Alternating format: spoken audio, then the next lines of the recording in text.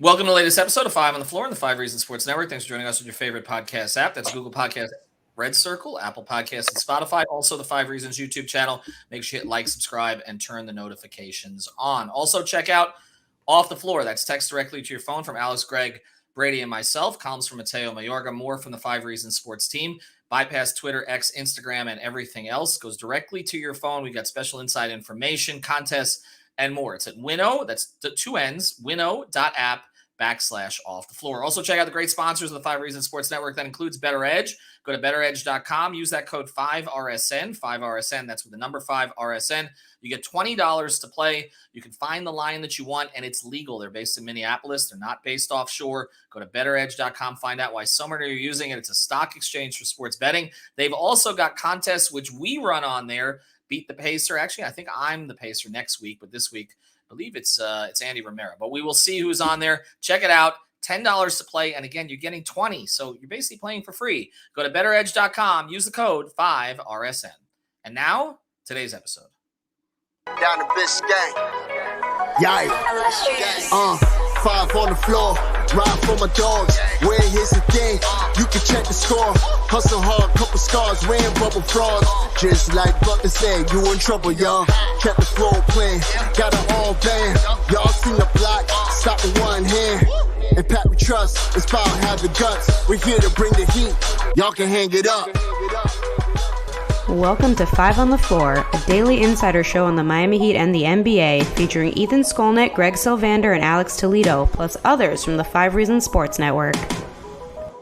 All right, welcome back to Five on the Floor. Here's today's floor plan. We got Alex Toledo. You can follow him at Alex Toledo. We got our guy Eternal. You can follow him at Eternal Bast. By the way, thanks as always to Mercy, Music by Mercy, for our opening theme song. We may need to rewrite one here relatively soon. We will see. What we're going to do today, we're just going to try to move the chains a little bit, as we say here on the podcast, with the latest information. By the time that this posts, who knows? Things may have changed again. So this is the risk of doing these kind of podcasts while things are fluid. But we do want to at least give you our latest information and the latest information that's out there and evaluate it as best we can.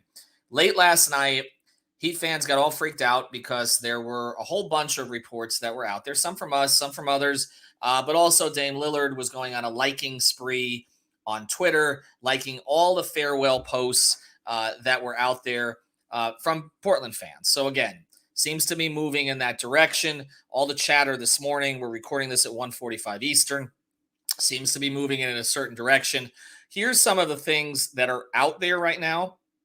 I'll give you what my reporting is first that I can speak to directly. A lot of the rest of this is secondhand. One name that has gotten out in the space over the past couple of days is Buddy Hield. He's in the last year of his contract with the Indiana Pacers, and they are working on a trade for him. There are several teams that are interested in him, but the fact that he is out there right now, and of course there is a possibility still of Tyler Hero being moved somewhere. I've said here on the podcast, I know Greg has said on Off the Floor, that we think there's a better chance of Tyler staying than we thought previously. But again, there's still a chance of him being moved. But the fact that one shooter could go out, the Heat could pursue another shooter who's in the last year of his contract, and also Duncan Robinson is someone who may get moved in this deal as well. So the Heat already don't have Max Strus, perhaps could be looking for more shooting. The one thing I can confirm today firsthand is that the Heat like Buddy Hield a lot.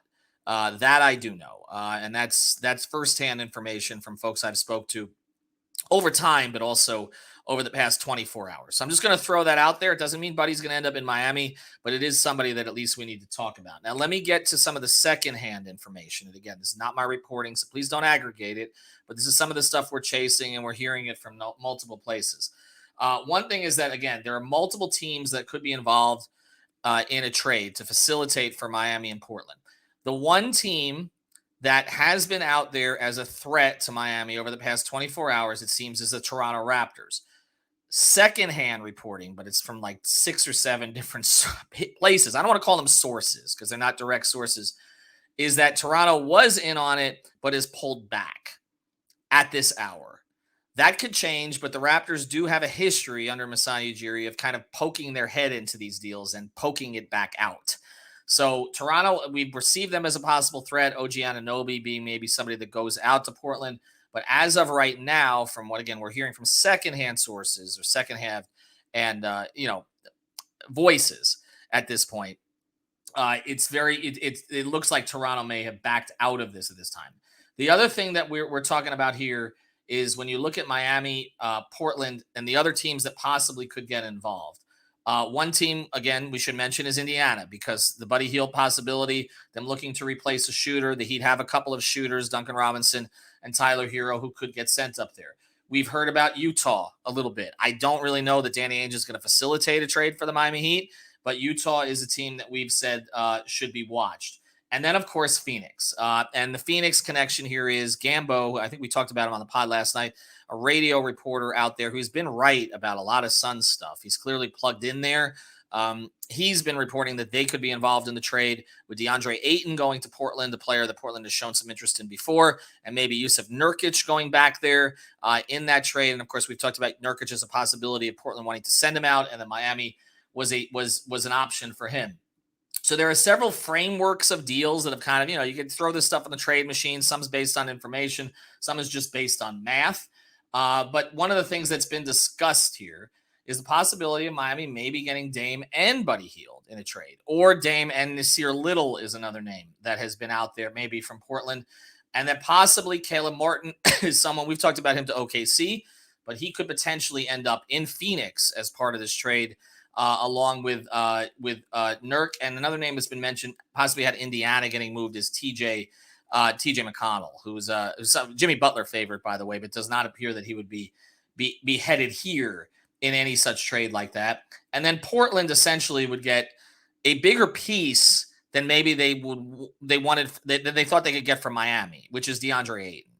And depending on how you feel about DeAndre Ayton, feel about his motor, which has been a big issue. He is a former number 1 overall pick in the draft, an unfortunate one because Luka was in that draft, but he was a number 1 overall pick in the draft. And the possibility of maybe Portland getting Ayton, and then from the Heat, picks, Kyle Lowry, and maybe one of their young players, either Nikola Jovic or Jaime Jaquez. In a trade like that, maybe Caleb Martin goes out to Phoenix, or possibility Tyler Hero goes out to Indiana. So again, a lot of pieces are in play here. Other teams could get involved. These things get, as I said on the last podcast, a little crazier when more teams get involved, because then you have more reporters and bloggers poking around, and then that sort of stuff circulates out there. So we're not going to say what's going to happen here, and I know everybody wants us to do that, but the Heat don't know what's going to happen. What I want to get to, and I'll start with Eternal here first, is does the framework that gets you, say, a Buddy Hield back in a trade make you feel better about maybe losing Caleb, Tyler, and Duncan potentially? I would say this. I mean, you're getting Dame first and foremost. And like we talked about on the pod, all three of us did together. I mean, that's the main, point of the goal is to get Dame. And I will also give this to our listeners. Buddy Hield has hit 1,103 shots from downtown since 2019. In 2020 season. So, and that's without any playing time in the playoffs. He hasn't yet to make a playoff run. So I think, Buddy Hield is one of the best 3-point shooters in the league. And if you're able to get Dame, a top 75 player all time, and Buddy Hield, I don't really think you're losing much. I think you're more so gaining than losing. So for me, it makes a lot of sense. Alex, how do you feel about Buddy Hield? Because I know your view on him is not quite the same as maybe some others.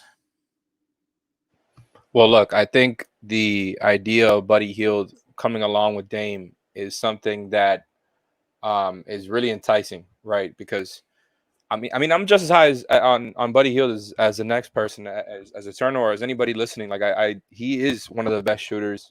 And like, for example, you had Sam Vecini, the Athletic, making the case for him today on Twitter as the second best shooter in the league behind Steph. I don't know if I'll go that far, just because I think I'd probably put Dame higher, right? Funny enough, but I do think he is right in that upper echelon, especially when you talk about like role player shooters who are elite movement shooters and have done it at a high level for a long time. He is right there. He's probably the best out of like the non-superstar shooters in the league. And what I did say before the show that I do kind of stand on still, some of it was just kind of being facetious, but I do believe it, is I don't think he's that much better than Duncan Robinson.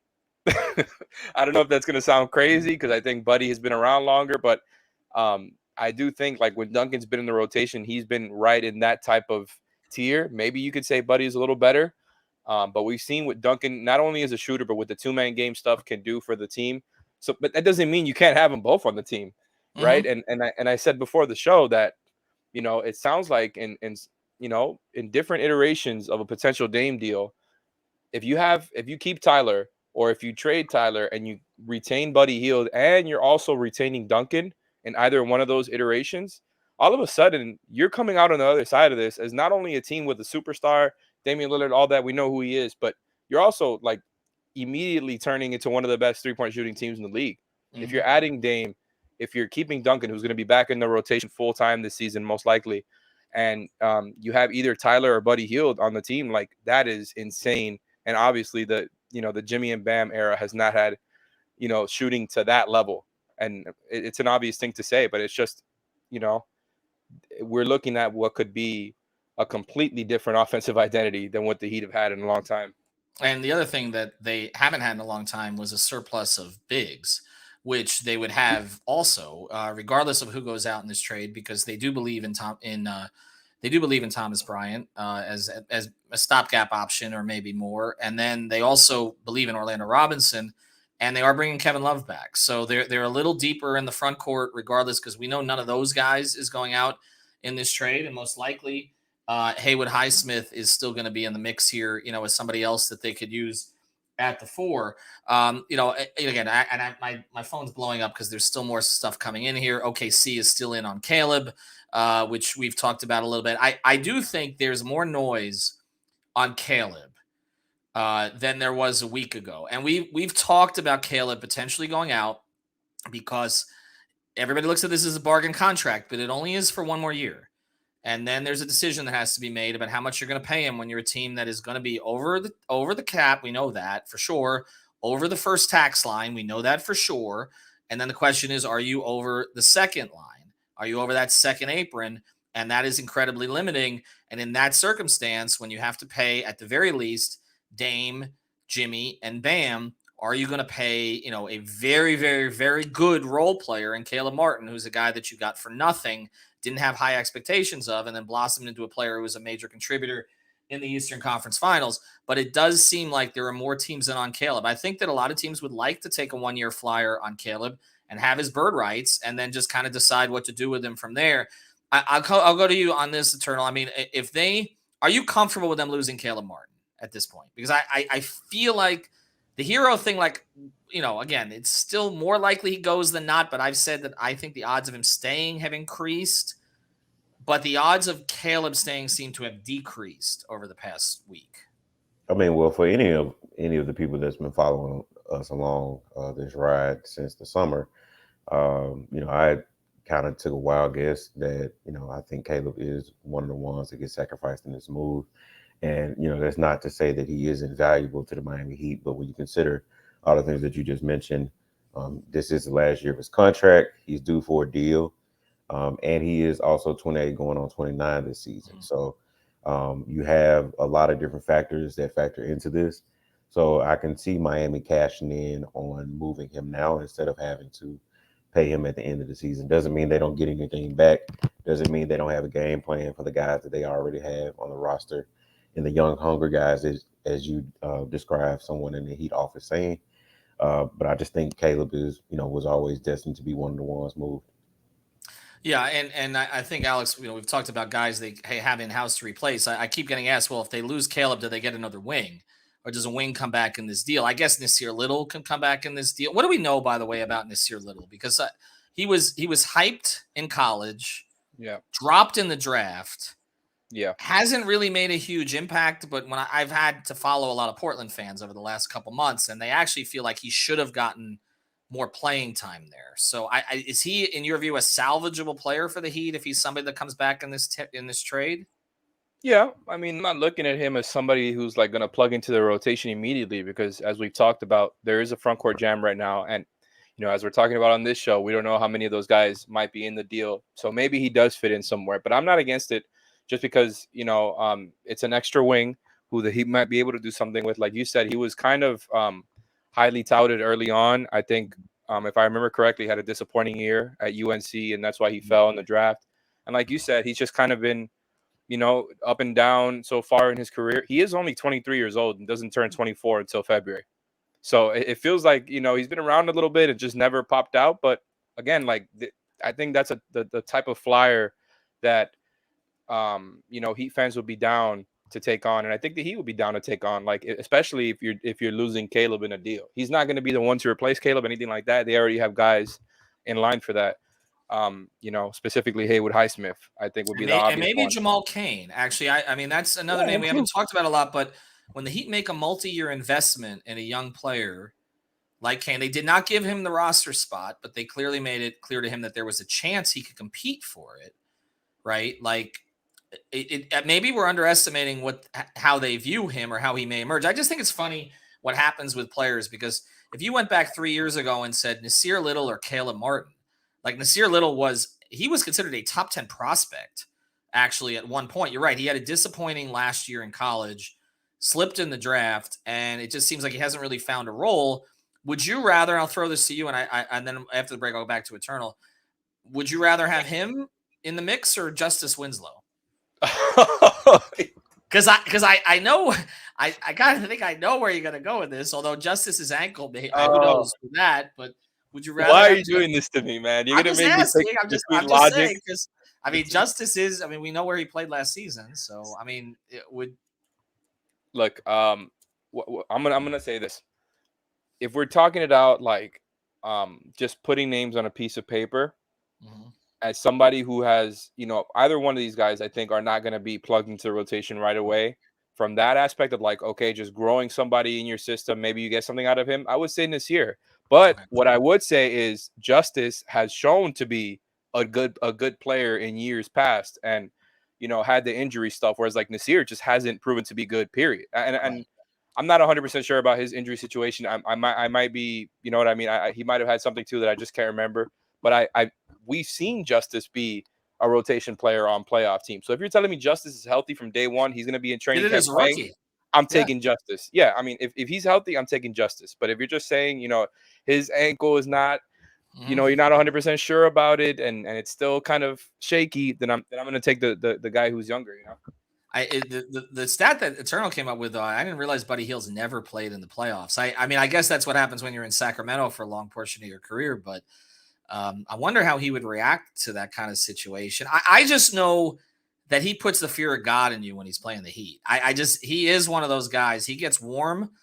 He gets really warm. He's an elite shooter. There's no question about it. Now, defensively, he's never been that guy. And he's one of those players, I think, in the modern NBA where it's like he's worth paying, but not that much. And those kind of players, it's hard to price them these days, because when you're talking about Halliburton and Desmond Bane getting $50 million a year, or I mean, when you don't know that they can carry franchises, and in Bane's case, he's not even being asked to, then it's kind of like, what do you pay a Buddy Hield? Like, what is the premium for shooting? We saw the Heat pay $18 million a year for Duncan Robinson, and actually that may end up looking cheap down the road, for where things go, as long as Duncan can be a rotation player somewhere. So it's just a weird kind of in-between place with some of these guys. All right, when we come back, we'll get into another thing that I wanted to get into here, which is, again, looking past some of these trade possibilities. We still think this is going to happen. I'm just telling you, at 2:00 on Friday afternoon, we still think this is going to happen. I do not see another team kind of coming over the top of the Heat here, and I can't see Portland being silly enough to just spite the Heat to take a worse offer or take Dame to camp or any of that kind of stuff. I think something is going to happen here. But 3 and 4 and 5 team trades are complicated. The one thing I will say is there's no organization in the league that has more experience with those kind of trades. And you look back all the way to 1996. Andy was not running the show at that point on that side. I think he was still in PR. But in 1996, where they make the trade, get Tim Hardaway 5 for 5. You look at what they did in the 05 offseason, where they bring in Jason Williams and Antoine Walker. I think there were 4 teams involved in that trade. The Jimmy Butler trade had a bunch of teams involved, and Dallas dropped out. They had to save it. That one was complicated. They know how to make these kind of deals. And so, they have variations beyond variations beyond variations. But you never know when a team's going to mishear a player like Dallas did with Dragic and Olynyk a few years ago, or a team is just going to get cold feet, and then you got to go find someone else to jump into the trade. And that's why, again, we're saying it's fluid. We caution everybody, but it does seem like they're in the driver's seat. And at least it does seem like Portland and Miami would be the primaries. And then it's kind of like, okay, does Indiana, Utah, Phoenix, maybe even in Orlando or Charlotte, does one of these teams, two of these teams, three of these teams get involved to finalize something? And a lot of times these teams do very well at the last minute, because if they're the deal breaker, if like a small piece is the deal breaker, they sometimes are able to get another small piece out of it, a second round pick from somebody, a pick swap from somebody, just to make sure that like egg isn't on the faces of the primary team. So we'll see how that plays out. But I have more of a philosophical question when we come back. I do want to mention a couple great sponsors of the 5 Reasons Sports Network. We were at this place the last 2 Sundays, actually. You should check it out. Even if we're not there, it's Biscayne Bay Brewery. You can see, oh, look at that. I don't know how many we had at that point. That's some of our guys from 5 Reasons Sports Network. If you're watching here on YouTube, Biscayne Bay Brewery. It's in downtown Miami, the first and only brewery in downtown Miami. Independent and locally owned, the official craft beer of the Miami Marlins and the independent brewing partner of the Miami Heat. They're open every Wednesday through Sunday. Even if we're not there on Sunday, because I'm going to actually be at the home Dolphin game, they'll be there. So check it out. $6 beers during the day. They got all kinds of promotion for football and everything. They got foosball, video games, pool tables, a food menu, and great beer. Check them out at Biscayne Bay Brewery. Again, it's in downtown Miami, just a few blocks from Casaya Center. Also want to mention Prize Picks before the football weekend. Use that code 5 FIVE. Get that initial deposit in. And we're using that code 5 FIVE, and you'll get it matched up to $100. You don't have to do that. You can put down 20 and get 20. But if you're going to end up playing more than that, put down the 100, because they will literally give you 100 to play, and there are no rollovers, no catches, no nothing. You can get all the sports there. You can play flex play, power play, 2, 3, 4, 5, 6 players together. Go to prizepicks.com.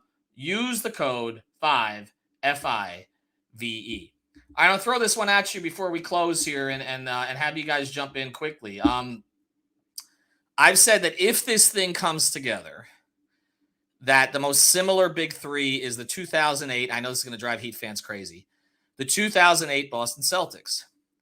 The negative is it's the Boston Celtics. The positive is that team won I think 22 of its first 25 games and ended up winning a championship. The reason I've made this comp is that you had 3 guys in Garnett, Allen, and Pierce who had all gotten to a conference finals but hadn't won a championship. Now, in the Heat's case, you'd have one guy who made it to a conference finals, Dame, and 2 others, Bam and Jimmy, who've made it to the finals. But again, not won a championship. You also, though, have one big, Bam and Garnett, an elite 3, whatever we think of Paul Pierce now, in Pierce and Butler, and an elite guard in Ray Allen, who still was semi-elite at that point. He wasn't elite all-time guard who's an all-time shooter. Correct. And Dame Lillard on the other side. Okay. Age-wise, the Heat overall would be a little older, but I think Bam is the youngest of the 6. So on average, it might kind of average out with the Heat slightly older there. But KG was at advanced age at that point, as was Pearson, as was Allen to that point. But they got out of the blocks quick because the pieces fit. So I will ask you guys, you have 30 seconds each. Which big three is better? Eternal. I would say Miami, and I want everyone to know I'm not being biased. I am saying because I think Jimmy and Bam make it higher. They raise the floor higher, and I think Dame is just a really explosive player in the playoffs. Alex, I'll get my answer after. I think I'm going to say the Heat too, man. And I know it's like what everybody would expect of us, but I see where you're going with the parallels. I do. The thing is, though, like what you mentioned, Bam is so much younger than the rest of these guys that I think it's just a different dynamic. Whereas, like, it's not this 2-year project, even though to a degree it sort of is, right? Because, like, you need to win in the short term if you're getting Dame for him and Jimmy more than anything. But again, like, Bam is such a connective piece, such a great player already. And also, like, if we're being real, more accomplished in the playoffs than Garnett and Pierce were when they made the big three. I'm not saying, like Bam is higher up on the list, nothing like that. Those guys had incredible careers. I'm not even going to try to do the whole, like, talk down the Celtics thing. because it's the obvious thing to do here. I'm just saying, like, Jimmy and Bam have already had so much more success than I think any of those guys did when they got to that point, right? Whereas, like, Dame is the final piece that's going to supposedly get them over the top, ideally. But at that point in time, Garnett, Pierce, and Allen hadn't really done a thing in the playoffs. Like, Garnett had the one conference finals trip, right? And outside of that, Pierce hadn't done anything. Ray Allen hadn't done anything. They were on, mediocre to bad. Ray did get to a conference finals with Milwaukee, I believe. Oh, right? okay, yeah. They lost. I think that was the year they lost to Philly. They lost to Iverson, right? Actually, right? I think they got through Vince, and then they lost there. He had some success in Seattle prior, but yeah, he was looking for a team to. I mean, he wanted to come to Boston. It was KG who had to kind of be convinced to come to Boston. Here's how I'm going to do it. Okay. And this is a little, I guess, more challenging. KG at that stage of his career or Bam? KG. Yeah. Right. Okay. Yeah. Jimmy at this stage of his career or Pierce? Not even close. It's Jimmy.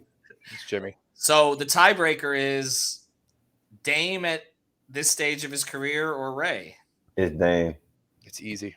It's Dame. Yeah. Now, here's the one thing to mention here, though, is that they did have Rondo and Kendrick Perkins on hand, who were kind of perfect fits to round out that group. So the supporting cast does matter. Tony Allen was there, I believe, at that time also. Posey. Right?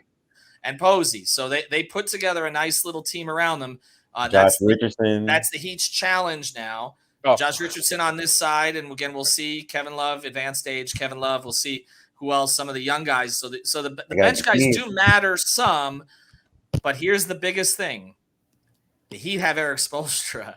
The Boston Celtics had Doc Rivers and still overcame that. And it is what it is. They didn't blow a 3-1 lead, I guess. You were doing the player comparisons. What about Jimmy versus Garnett? But then you got to flip the others, though. See, I was going by position. Yeah, no, I get you.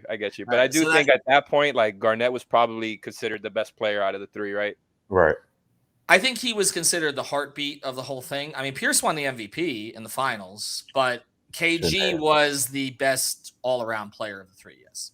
And as far as also, like, going into that big three, I think, Garnett probably ranks a lot higher on the all-time list. So that's why I was thinking between them two. But I think the big advantage is KG, even though it wasn't Minnesota KG. It still is KG over Bam. And again, no disrespect to Bam, but it's just KG was KG. I mean, you're talking about a historically great player. Now Bam can become that, but does that make up enough for the advantage that Jimmy has over Pierce or Dame has over that Ray?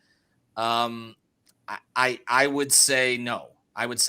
And so I guess what I'm saying is and both fit together very well. That's the key point. That team took off. The big three Heat started 9-8 because the pieces didn't necessarily fit because LeBron and Dwayne were used to playing the same places on the floor. Bam and Jimmy have already had to work that stuff out. Dame frees them up. And that's why I think that, to me, that's the big three comparison. I know that there'll be, if Dame comes, there'll be a lot of comparing it to Bosh, Wade, and LeBron. Now, I'm comparing it to Garnett, Pierce, and Allen. If you can replicate their results, that's what you're looking for here. And remember, the 2008 championship is the greatest championship ever won. Just ask the Boston Celtics and their fans. Thanks to Alex. Thanks to Eternal. Thanks to Better Edge. Thanks to Biscayne Bay Brewing. Go out there Sunday for the Dolphin game and also use that code 5 at PrizePicks. Have a good day, everybody.